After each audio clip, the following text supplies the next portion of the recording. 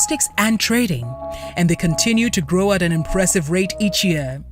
The drive to integrate the business is set to see the company set up a textile processing plant, a move that will create employment and further diversify the operations of the group.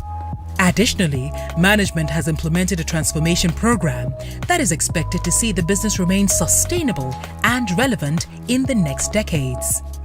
Yes, this sector it's an important because it is related to the cotton business, and we managed to do a good progress in cotton production.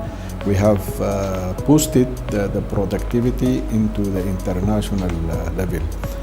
Therefore, going into that sector, it will be quite integrated with the efforts that done from the group.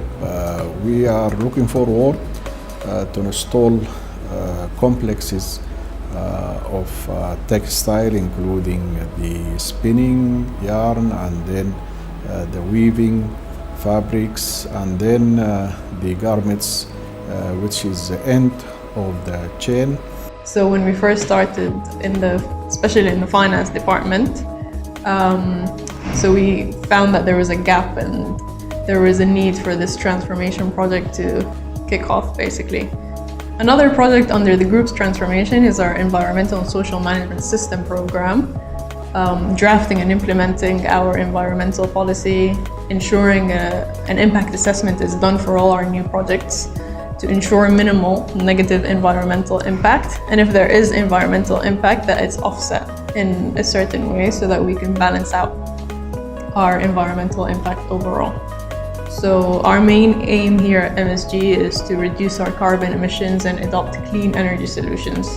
For example, MSG is planning to go completely solar by 2030, hopefully.